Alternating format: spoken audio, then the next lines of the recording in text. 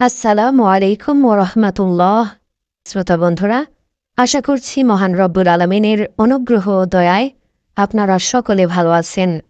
জাহান্নামীরা শাফাআতের মাধ্যমে জাহান্নাম থেকে মুক্তি লাভ করবে, তবে সকল জাহান্নামী শাফাআত লাভের সৌভাগ্য অর্জন করবে না, বরং তারাই কেবল শাফাআত লাভ করবে যারা বিভিন্ন পাপকর্মে লিপ্ত হলেও আল্লাহর সাথে শিরকে লিপ্ত হবে না। হাদিসে এসেছে, আউফ ইবনু মালিক আশআরী রাদিয়াল্লাহু আনহু হতে বর্ণিত, তিনি বলেন, রাসূলুল্লাহ সাল্লাল্লাহু আলাইহি ওয়াসাল্লাম বলেছেন, আমার নিকটে আমার প্রতিপালকের পক্ষ থেকে একজন ফেরেশতা আসলেন এবং তিনি আমাকে দুটি বিষয়ের যে কোনো একটি গ্রহণের ইখতিয়ার প্রদান করলেন। এক, আমার উম্মতের অর্ধেক সংখ্যক মানুষ জান্নাতে প্রবেশ করুক, অথবা দুই, আমি আমার উম্মতের জন্য শাফাআতের সুযোগ গ্রহণ করি। অতঃপর আমি শাফাআতের সুযোগ গ্রহণ করলাম, আর উহা ওই সকল লোকদের জন্য যারা আল্লাহর সাথে শিরক না করে মৃত্যুবরণ করেছে। পৃথিবীর সৃষ্টি লগ্ন থেকে শুরু করে কেয়ামত পর্যন্ত যত মানুষকে আল্লাহ সৃষ্টি করেছেন ও করবেন, তার মধ্যে একমাত্র মুহাম্মদ সাল্লাল্লাহু আলাইহি ওয়াসাল্লামে তার উম্মতের জন্য সর্বপ্রথম সুপারিশকারী হওয়ার মর্যাদা লাভ করবেন। হাদিসে এসেছে, আবু হুরায়রা রাদিয়াল্লাহু আনহু হতে বর্ণিত, তিনি বলেন, রাসূলুল্লাহ সাল্লাল্লাহু আলাইহি ওয়াসাল্লাম বলেছেন, আমি কিয়ামতের দিন আদম সন্তানের সর্দার হব। আমি প্রথম ব্যক্তি যাকে প্রথমে কবর থেকে ওঠানো হবে, এবং আমি সর্বপ্রথম আল্লাহর নিকট সুপারিশ করব এবং প্রথম আমার সুপারিশই কবুল করা হবে। কিয়ামতের দিন রাসূলুল্লাহ সাল্লাল্লাহু আলাইহি ওয়াসাল্লামের সুপারিশ লাভের সবচেয়ে ভাগ্যবান ব্যক্তি সম্পর্কে হাদিসে বর্ণিত হয়েছে। হযরত আবু হুরায়রা রাদিয়াল্লাহু আনহু হতে বর্ণিত, তিনি বলেন, আমি বললাম, হে আল্লাহর রাসূল সাল্লাল্লাহু আলাইহি ওয়াসাল্লাম, কিয়ামতের দিন আপনার সুপারিশের অধিক ভাগ্যবান কে? তিনি বললেন, হে আবু হুরায়রা, আমি ধারণা করেছিলাম যে তোমার পূর্বে এ হাদিস সম্পর্কে আমাকে আর কেউ জিজ্ঞেস করবে না, কারণ জানার আগ্রহ তোমার মধ্যে আমি অধিক প্রত্যক্ষ করে থাকি। কিয়ামতের দিন আমার সুপারিশের অধিক ভাগ্যবান ওই ব্যক্তি যে ব্যক্তি অন্তরের অন্তঃস্থল থেকে বলবে, লা ইলাহা ইল্লাল্লাহ, অর্থাৎ আল্লাহ ব্যতীত কোনো সত্য ইলাহ নেই। অন্য হাদিসে বর্ণিত, অন্তরের অন্তঃস্থল থেকে লা ইলাহা ইল্লাল্লাহ বলার অর্থই হল সে যেমন আল্লাহ তাআলাকে একক ও অদ্বিতীয় বলে বিশ্বাস করবে, তেমনি আল্লাহর যাবতীয় বিধানকে যথাযথভাবে মেনে চলবে। আলোচনা হতে বোঝা গেল, জাহান্নামে প্রবেশের মূল কারণ হল আল্লাহ তাআলার সাথে কুফরি করা। অতএব জাহান্নাম হতে মুক্তি লাভের প্রধান উপায় হল ঈমানের ৬টি আরকানের প্রতি বিশ্বাস স্থাপন করা এবং সৎকর্ম করা। আল্লাহ তাআলা বলেন, আল্লাযীনা ইয়াকুলুনা রব্বানা ইন্নানা আমান্না ফাগফির লানা যুনুবানা ওয়া কিনা আযাবান নার, যারা বলে, হে আমাদের রব, নিশ্চয় আমরা ঈমান আনলাম, অতএব আমাদের পাপসমূহ ক্ষমা করুন এবং আমাদেরকে জাহান্নামের আযাব থেকে রক্ষা করুন। তিনি অন্যত্র বলেন, রব্বানা মা খালাকতা হাযা বাতিলা সুবহানাকা ফাকিনা আযাবান নার রব্বানা ইন্নাকা মান তুদখিলিন নার ফাকাদ আখযাইতা ওয়া মা লিয-যালিমিনা মিন আনসার রব্বানা ইন্নানা সামি'না মুনাদিয়ান ইউনাদি লিল ঈমানি আন আমিনু বিরাব্বিকুম ফাআমান্না রব্বানা ফাগফির লানা যুনুবানা ওয়া কাফির আন্না সাইয়্যাতিনা ওয়া তাওয়াফানা মা'আল আবরার রব্বানা ওয়া আতিনা মা ওয়া'আদতানা আলা রুসুলিকা ওয়া লা তুখজিনা ইয়াওমাল কিয়ামাহ ইন্নাকা লা তুখলিফুল মিআদ। হে আমাদের প্রতিপালক, তুমি এসব অনর্থক সৃষ্টি করনি, তুমি পবিত্র মহান, সুতরাং তুমি আমাদেরকে জাহান্নামের আযাব থেকে রক্ষা করো। হে আমাদের রব, নিশ্চয়ই তুমি যাকে আগুনে প্রবেশ করাবে অবশ্যই তাকে তুমি অপমান করবে, আর জালিমদের জন্য কোনো সাহায্যকারী নেই। হে আমাদের রব, নিশ্চয় আমরা শুনেছিলাম একজন আহ্বানকারীকে যে ঈমানের দিকে আহ্বান করে যে তোমরা তোমাদের রবের প্রতি ঈমান আনো, তাই আমরা ঈমান এনেছি। হে আমাদের রব, আমাদের গুনাহসমূহ ক্ষমা করুন এবং বিদরিত করুন আমাদের ত্রুটি বিচ্যুতি, আর আমাদেরকে মৃত্যু দিন নেককারদের সাথে। হে আমাদের রব, আর আপনি আমাদেরকে তা প্রদান করুন যার ওয়াদা আপনি আমাদেরকে দিয়েছেন আপনার রাসূলগণের মাধ্যমে, আর কিয়ামতের দিনে আপনি আমাদেরকে অপমান করবেন না, নিশ্চয়ই আপনি অঙ্গীকার ভঙ্গ করেন না।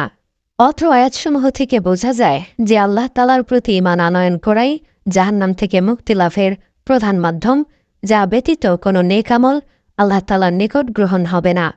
অতএব প্রথমেই আল্লাহ তাআলার প্রতি ঈমান আনতে হবে, তারপর একমাত্র তার সন্তুষ্টি অর্জনের জন্য রাসূলুল্লাহ সাল্লাল্লাহু আলাইহি ওয়াসাল্লামের দেখিয়ে দেয়া পদ্ধতিতে ইবাদত করতে হবে। তাহলে কেবল আল্লাহ তাআলার নিকট ইবাদত কবুল হবে এবং তা জাহান্নাম থেকে মুক্তি লাভ করে জান্নাত লাভের উসিলা হবে। এছাড়াও যেসব আমলের মাধ্যমে মানুষ জাহান্নামের শাস্তি হতে মুক্তি লাভ করবে তার মধ্যে যেমন ১. আল্লাহর প্রকৃত প্রেমিক, যারা আল্লাহ তাআলার প্রতিটি আদেশ যথাযথভাবে পালন করেন এবং প্রতিটি নিষেধ নিঃশর্তে বর্জন করেন এবং তার সাথে শিরক করেন না, তারাই আল্লাহ তাআলার প্রকৃত প্রেমিক, যাদেরকে আল্লাহ জাহান্নামের কঠিন আযাব থেকে মুক্তি দান করবেন। হাদিসে এসেছে, আনাস রাদিয়াল্লাহু আনহু হতে বর্ণিত, রাসূলুল্লাহ সাল্লাল্লাহু আলাইহি ওয়াসাল্লাম বলেছেন, আল্লাহ তাআলা তার প্রেমিককে জাহান্নামের আগুনে নিক্ষেপ করবেন না। ২. রাসূল সাল্লাল্লাহু আলাইহি ওয়াসাল্লামের প্রকৃত প্রেমিক, যারা দুনিয়ার সবকিছু হতে রাসূল সাল্লাল্লাহু আলাইহি ওয়াসাল্লামকে বেশি ভালোবাসেন, সার্বিক জীবন রাসূলুল্লাহ সাল্লাল্লাহু আলাইহি ওয়াসাল্লামের আদর্শে পরিচালিত করেন, প্রতিটি ইবাদত তার সুন্নাত অনুযায়ী পালন করেন, ভালো কাজের দোহাই দিয়ে রাসূল সাল্লাল্লাহু আলাইহি ওয়াসাল্লামের সুন্নাতকে উপেক্ষা করেন না এবং তার উপর মিথ্যারোপ করেন না, তারাই রাসূল সাল্লাল্লাহু আলাইহি ওয়াসাল্লামের প্রকৃত প্রেমিক, যারা জাহান্নামের আযাব থেকে পরিত্রাণ পাবে। হাদিসে এসেছে, আলী রাদিয়াল্লাহু আনহু হতে বর্ণিত, তিনি বলেন, রাসূলুল্লাহ সাল্লাল্লাহু আলাইহি ওয়াসাল্লাম বলেছেন, তোমরা আমার উপর মিথ্যারোপ করো না, কারণ আমার উপর যে মিথ্যারোপ করবে সে জাহান্নামে যাবে। অন্য হাদিসে এসেছে, আনাস রাদিয়াল্লাহু আনহু হতে বর্ণিত, তিনি বলেন, এ কথাটি তোমাদের নিকট বহু হাদিস বর্ণনা করতে প্রতিবন্ধকতা হয়ে দাঁড়ায় যে নবী সাল্লাল্লাহু আলাইহি ওয়াসাল্লাম বলেছেন, যে ইচ্ছাকৃতভাবে আমার উপর মিথ্যারোপ করে সে যেন তার ঠিকানা জাহান্নামে বানিয়ে নেয়। ৩. আল্লাহর ভয়ে ক্রন্দনকারী, আল্লাহ তাআলা বলেন, ওয়ালিমান খাফা মাকামা রাব্বিহি জান্নাতান, আর যে তার রবের সামনে দাঁড়াবার ভয় করে তার জন্য থাকবে 2টি জান্নাত। হাদিসে এসেছে, আবু হুরায়রা রাদিয়াল্লাহু আনহু হতে বর্ণিত, রাসূলুল্লাহ সাল্লাল্লাহু আলাইহি ওয়াসাল্লাম বলেছেন, আল্লাহর ভয়ে ক্রন্দনকারীর জাহান্নামে প্রবেশ করা তেমনই অসম্ভব যেমন দুধ ওলানে প্রবেশ করা অসম্ভব। ৪. ইসলামের আরকানসমূহের যথাযথ বাস্তবায়ন, বুরাইদা রাদিয়াল্লাহু আনহু হতে বর্ণিত, তিনি বলেন, রাসূল সাল্লাল্লাহু আলাইহি ওয়াসাল্লাম বলেছেন, আমাদের ও তাদের মধ্যে যে অঙ্গীকার রয়েছে তা হল সালাত, সুতরাং যে সালাত ত্যাগ করল সে কাফির হয়ে গেল। অন্য হাদিসে এসেছে, জাবের রাদিয়াল্লাহু আনহু হতে বর্ণিত, নবী সাল্লাল্লাহু আলাইহি ওয়াসাল্লাম বলেছেন, বান্দার ও কুফরির মধ্যে পার্থক্য হল সালাত ত্যাগ করা। তবে এই কাফিরগণ কালেমায়ে শাহাদাতকে অস্বীকারী কাফিরগণের ন্যায় চিরস্থায়ী জাহান্নামী নয়, বরং কালেমার বরকতে ও নবী সাল্লাল্লাহু আলাইহি ওয়াসাল্লামের শাফাআতের ফলে শেষ পর্যায়ে তারা একসময় জান্নাতে ফিরে আসবে। অন্য হাদিসে এসেছে, আবু হুরায়রা রাদিয়াল্লাহু আনহু হতে বর্ণিত, রাসূলুল্লাহ সাল্লাল্লাহু আলাইহি ওয়াসাল্লাম বলেন, 5 ওয়াক্ত সালাত এক জুমা হতে পরবর্তী জুমা এবং এক রমজান হতে পরবর্তী রমজানের মধ্যকার যাবতীয় সগীরা গুনাহের কাফারা স্বরূপ, যদি সে কাবিরা গুনাহসমূহ হতে বিরত থাকে যা তাওবা ব্যতীত মাফ হয় না। রাসূলুল্লাহ সাল্লাল্লাহু আলাইহি ওয়াসাল্লাম অন্যত্র বলেন, যে ব্যক্তি সূর্য উদয়ের পূর্বে এবং সূর্যাস্তের পূর্বে সালাত আদায় করবে, অর্থাৎ ফজর ও আসরের সালাত আদায় করবে, সে ব্যক্তি জাহান্নামে প্রবেশ করবে না। অতএব জাহান্নামের শাস্তি হতে পরিত্রাণের অন্যতম মাধ্যম হল নিয়মিত সালাত আদায় করা, যাকাত আদায় করা। রাসূলুল্লাহ সাল্লাল্লাহু আলাইহি ওয়াসাল্লাম বলেছেন, জান্নাতের মধ্যে এমন সব মসৃণ ঘর রয়েছে যার বাইরের জিনিসসমূহ ভেতর হতে এবং ভিতরের জিনিসসমূহ বাহির হতে দেখা যায়। সে সকল ঘরসমূহ আল্লাহ তাআলা সেই ব্যক্তির জন্য প্রস্তুত করে রেখেছেন যে ব্যক্তি মানুষের সাথে নম্রতার সাথে কথা বলে, ক্ষুধার্তকে খাদ্য দান করে, যাকাত আদায় করে, পরপর সিয়াম পালন করে এবং রাতে সালাত আদায় করে, অথচ মানুষ তখন ঘুমিয়ে থাকে। রমজান মাসে সিয়াম পালন করা, হাদিসে এসেছে, আবু হুরায়রা রাদিয়াল্লাহু আনহু বর্ণিত, রাসূলুল্লাহ সাল্লাল্লাহু আলাইহি ওয়াসাল্লাম বলেছেন, সিয়াম ঢাল স্বরূপ, অর্থাৎ সিয়াম জাহান্নামের আগুন প্রতিহত করার ঢাল। অন্য হাদিসে এসেছে, উসমান ইবনু আবিল আস রাদিয়াল্লাহু আনহু রাসূল সাল্লাল্লাহু আলাইহি ওয়াসাল্লাম হতে বর্ণনা করেন, তিনি বলেছেন, সওম আল্লাহর আযাব হতে পরিত্রাণের ঢাল, তোমাদের মধ্যে কারো যুদ্ধে ব্যবহৃত ঢালের ন্যায়। অন্য হাদিসে এসেছে, আবু সাঈদ খুদরি রাদিয়াল্লাহু আনহু হতে বর্ণিত, তিনি বলেন, আমি নবী সাল্লাল্লাহু আলাইহি ওয়াসাল্লামকে বলতে শুনেছি, যে ব্যক্তি আল্লাহর রাস্তায় একদিন সিয়াম পালন করে, আল্লাহ তার মুখমণ্ডলকে জাহান্নামের আগুন হতে ৭০ বছরের রাস্তা দূরে সরিয়ে নেন। অতএব সিয়াম জাহান্নামের আগুন থেকে পরিত্রাণের অন্যতম উপায়। ৫. আল্লাহর রাস্তায় জিহাদ করা। হাদিসে এসেছে, আবু হুরায়রা রাদিয়াল্লাহু আনহু হতে বর্ণিত, রাসূলুল্লাহ সাল্লাল্লাহু আলাইহি ওয়াসাল্লাম বলেছেন, কাফির এবং তাদেরকে হত্যাকারী মুসলিম কখনোই একসঙ্গে জাহান্নামে অবস্থান করবে না। হাদিসে আরও বর্ণিত হয়েছে, আব্দুর রহমান ইবনু জাবর রাদিয়াল্লাহু আনহু হতে বর্ণিত, রাসূলুল্লাহ সাল্লাল্লাহু আলাইহি ওয়াসাল্লাম বলেছেন, আল্লাহর পথে যে বান্দার দুপা ধুলায় মলিন হয়, তাকে জাহান্নামের আগুন স্পর্শ করবে এমন হয় না। ৬. বেশি বেশি দান সদগাহ করা। অধিক পরিমাণে দান সদগাহ করা আল্লাহর নৈকট্য হাসিলের অন্যতম মাধ্যম। আল্লাহ তাআলা বলেন, তোমরা যদি প্রকাশ্যে দান করো তবে তা উৎকৃষ্ট, আর যদি গোপনে দান করো এবং দারিদ্রদেরকে প্রদান করো তবে তোমাদের জন্য তা কল্যাণকর, আর এর দ্বারা তিনি তোমাদের পাপসমূহ মোচন করে দেন। বস্তুত তোমাদের কৃতকর্ম সম্পর্কে আল্লাহ যথাযথভাবে খবর রাখেন। তিনি অন্যত্র বলেন, তাদের অধিকাংশ গোপন পরামর্শে কোনো মঙ্গল নিহিত থাকে না। তবে যে ব্যক্তি সদাকা করে, সৎকর্ম করে, মানুষের মাঝে পরস্পরে সত্য মীমাংসা করে এবং যে আল্লাহর সন্তুষ্টি লাভের উদ্দেশ্যে এরূপ করে, সে ব্যতীত আমি তাকে এর জন্য মহা পুরস্কারে ভূষিত করব। হাদিসে এসেছে, আবু হুরায়রা রাদিয়াল্লাহু আনহু হতে বর্ণিত, রাসূলুল্লাহ সাল্লাল্লাহু আলাইহি ওয়াসাল্লাম বলেছেন, যেদিন আল্লাহর ছায়া ব্যতীত কোনো ছায়া থাকবে না, সেদিন আল্লাহ ৭ ব্যক্তিকে নিজ ছায়াতলে আশ্রয় দেবেন। ১. ন্যায়নিষ্ঠাবান নেতা। ২. আল্লাহর ইবাদতে গড়ে ওঠা যুবক। ৩. ওই ব্যক্তি যার অন্তর সবসময় মসজিদের সাথে ঝুলন্ত থাকে, তার মন সর্বদা মসজিদে যাওয়ার জন্য ব্যাকুল থাকে। ৪. এমন ২ ব্যক্তি যারা আল্লাহর সন্তুষ্ট চিত্তে একে অপরকে ভালোবাসে, তার উপরেই একত্রিত হয় এবং বিচ্ছিন্ন হয়। ৫. এমন ব্যক্তি যাকে কোনো সুন্দরী মর্যাদাবতী সম্ভ্রান্তা নারী ব্যভিচারের জন্য আহ্বান করলে সে বলে, আমি আল্লাহকে ভয় করি। ৬. যে ব্যক্তি এমনভাবে গোপনে দান করে যে তার ডান হাত যা দান করে তার বাম হাত তা জানতে পারে না, গোপনে দান করে। এবং ৭.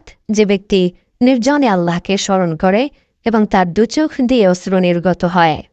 অন্য হাদিসে এসেছে, উকবা ইবনু আমির রাদিয়াল্লাহু আনহু বলেন, আমি রাসূলুল্লাহ সাল্লাল্লাহু আলাইহি ওয়াসাল্লামকে বলতে শুনেছি যে কিয়ামতের দিন মানুষের বিচার শেষ না হওয়া পর্যন্ত প্রত্যেক মানুষ নিজ নিজ সদগা বা দানের ছায়াতলে অবস্থান করবে। ৭. আল্লাহর নিকটে সর্বদা জাহান্নামের আযাব হতে আশ্রয় প্রার্থনা করা। আল্লাহর নিকট সর্বদা জাহান্নামের কঠিন আযাব হতে আশ্রয় প্রার্থনার জন্য এমনি বর্ণিত দোয়াসমূহ পাঠ করতে হবে। রব্বানা আতিনা ফিদ দুনিয়া হাসানাতাও ওয়া ফিল আখিরাতি হাসানাতাও ওয়া কিনা আযাবান নার। অর্থ, হে আমাদের প্রতিপালক, আমাদেরকে দুনিয়াতেও কল্যাণ দান করো এবং আখিরাতেও কল্যাণ দান করো এবং আমাদেরকে জাহান্নামের আযাব থেকে রক্ষা করো। রব্বানা ইন্নানা আমান্না ফাগফির লানা যুনুবানা ওয়া কিনা আযাবান নার। অর্থ, হে আমাদের পালনকর্তা, নিশ্চয় আমরা ঈমান এনেছি, কাজেই আমাদের গুনাহসমূহ ক্ষমা করে দাও আর আমাদের জাহান্নামের আযাব থেকে রক্ষা করো। রব্বানা মা খালাকতা হাযা বাতিলা সুবহানাকা ফাকিনা আযাবান নার। রব্বানা ইন্নাকা মান তুদখিলিন নার ফাকাদ আখযাইতা ওয়া মা লিয-যালিমিনা মিন আনসার। রব্বানা ইন্নানা সামি'না মুনাদিয়ান ইউনাদি লিল ঈমান আন আমিনু বিরাব্বিকুম ফাআমান্না। রব্বানা ফাগফির লানা যুনুবানা ওয়া কাফির আন্না সাইয়্যাতিনা ওয়া তাওফানা মাল আবরার। অর্থ, হে আমাদের প্রতিপালক, এসব তুমি অনর্থক সৃষ্টি করনি, পবিত্রতা তোমারই জন্য, আমাদেরকে তুমি জাহান্নামের শাস্তি থেকে বাঁচাও। হে প্রতিপালক, নিশ্চয় তুমি যাকে জাহান্নামে নিক্ষেপ করো কে অপমানিত করো, আর জালিমদের জন্য কোনো সাহায্যকারী নেই। হে আমাদের প্রভু, আমরা ঈমান আনার জন্য একজন আহ্বানকারীকে আহ্বান করতে শুনে ঈমান এনেছি। হে আমাদের পালনকর্তা, তুমি আমাদের সকল গুনাহ মাফ করে দাও, আমাদের সকল দোষ ত্রুটি দূর করে দাও, আর নেক লোকদের সাথে আমাদের মৃত্যু দাও। اللهم إني أعوذ بك من عذاب القبر وأعوذ بك من فتنة المسيح الدجال وأعوذ بك من فتنة المحيا وفتنة الممام اللهم إني أعوذ بك من المأثم والمغرم। অর্থ, হে আল্লাহ, আমি তোমার কাছে আশ্রয় প্রার্থনা করি কবরের আযাব থেকে, দাজ্জালের ফিতনা থেকে এবং জীবন মৃত্যুর ফিতনা থেকে। হে আল্লাহ, গুনাহ ও ঋণগ্রস্ততা থেকে তোমার নিকট আশ্রয় চাই। আল্লাহুম্মা ইন্নী আউযু বিকা মিনাল হুবনি ওয়া আউযু বিকা মিনাল বুখলি ওয়া আউযু বিকা মিনাল আরজালিল উমরি ওয়া আউযু বিকা মিন ফিতনাতিদ দুনিয়া ওয়া আযাবিল কবর। অর্থ, হে আল্লাহ, আমি তোমার নিকট আশ্রয় চাই কাপুরুষতা হতে, আমি তোমার নিকট আশ্রয় চাই কৃপণতা হতে, আমি তোমার কাছে আশ্রয় চাই দুনিয়ার ফিতনা ও কবরের শাস্তি হতে। আল্লাহুম্মা ইন্নী আসআলুকাল জান্নাতা ওয়া আউযু বিকা মিনান নার। হে আল্লাহ, আমি তোমার নিকটে জান্নাত প্রার্থনা করছি এবং জাহান্নাম থেকে পানাহ চাচ্ছি। রব্বিকিনি আযাবাকা ইয়াওমা তাবআস ইবাদাক। হে আল্লাহ, তোমার আযাব হতে আমাকে বাঁচাও যেদিন তোমার বান্দাদের তুমি পুনরুত্থান ঘটাবে। আল্লাহুম্মা আজিরনি মিনান নার। হে আল্লাহ, তুমি আমাকে জাহান্নাম থেকে পানাহ দান করো। আল্লাহ তাআলা মানব জাতিকে সৃষ্টি করে একটি নির্দিষ্ট হায়াত দিয়ে দুনিয়াতে প্রেরণ করেছেন, আর এই নির্দিষ্ট হায়াতের মধ্যে বিভিন্নভাবে মানুষকে পরীক্ষা করে তার আনুগত্যশীল ও নাফরমান বান্দার মধ্যে পার্থক্য করে থাকেন। পরীক্ষায় উত্তীর্ণ বান্দাকে পুরস্কৃত করার জন্য জান্নাত এবং পরাজিত বান্দাকে লাঞ্ছিত করার জন্য সৃষ্টি করেছেন জাহান্নাম। অতএব মানুষকে একদিন না একদিন মৃত্যুবরণ করতে হবে এবং তার কৃতকর্মের প্রতিদান ভোগ করতে হবে। আল্লাহ তাআলা বলেন, কুল্লু নাফসিন যায়িকাতুল মাউত ওয়া ইন্নামা তুওয়াফাউনা উজুরাকুম ইয়াওমাল কিয়ামাতি ফামান যুহসিহা আনিন নারি ওয়া উদখিলাল জান্নাতা ফাকাদ ফাজ ওয়া মাল হায়াতুদ দুনিয়া ইল্লা মাতাউল গুরুর। প্রতিটি প্রাণী মৃত্যুর স্বাদ গ্রহণ করবে, আর অবশ্যই কিয়ামতের দিন তাদের প্রতিদান পরিপূর্ণভাবে দেওয়া হবে। সুতরাং যাকে জাহান্নাম থেকে দূরে রাখা হবে এবং জান্নাতে প্রবেশ করানো হবে সেই সফলতা পাবে, আর দুনিয়ার জীবন শুধু ধোঁকার সামগ্রী। অতএব দুনিয়া একটি ক্ষণস্থায়ী জায়গা যার মূল্য আল্লাহর নিকট কিছুই নেই। হাদিসে এসেছে, মুস্তাওরিদ ইবনে সাদ্দাত রাদিয়াল্লাহু আনহু হতে বর্ণিত, তিনি বলেন, আমি রাসূল সাল্লাল্লাহু আলাইহি ওয়াসাল্লামকে বলতে শুনেছি, আল্লাহর শপথ, পরকালের তুলনায় দুনিয়ার উদাহরণ হল তোমাদের মধ্যে কেউ তার শাহাদাত আঙ্গুলি বিশাল সমুদ্রের মধ্যে ডুবিয়ে দিল, অতঃপর তা উঠিয়ে দেখল তার আঙ্গুলে কতটুকু পানি লেগে আছে। অর্থাৎ বিশাল সমুদ্রের পানির তুলনায় যেমন আঙ্গুলে লেগে থাকা পানির কোনোই মূল্য নাই, তেমনি পরকালীন জীবনের তুলনায় দুনিয়াবী জীবনের কোনোই মূল্য নাই। অতএব স্মরণ রাখতে হবে যে সকলকেই একদিন মৃত্যুবরণ করতে হবে এবং পরকালে তার কৃতকর্মের প্রতিদানস্বরূপ জান্নাত ও জাহান্নামে প্রবেশ করানো হবে। সেখানে মানুষ চিরস্থায়ীভাবে বসবাস করবে, কখনোই মৃত্যুবরণ করবে না। সুতরাং পরকালীন জীবনে স্থায়ী জীবন, সেই জীবনের সুখ লাভের জন্য মৃত্যুর পূর্বে সংশোধন হতে হবে। যাবতীয় পাপ কাজ ছেড়ে একমাত্র আল্লাহ তাআলার ইবাদত রাসূল সাল্লাল্লাহু আলাইহি ওয়াসাল্লাম প্রদর্শিত পদ্ধতিতে আদায় করতে হবে। আল্লাহ আমাদের জাহান্নামের ভয়াবহ শাস্তি হতে মুক্তি দিন। আমিন।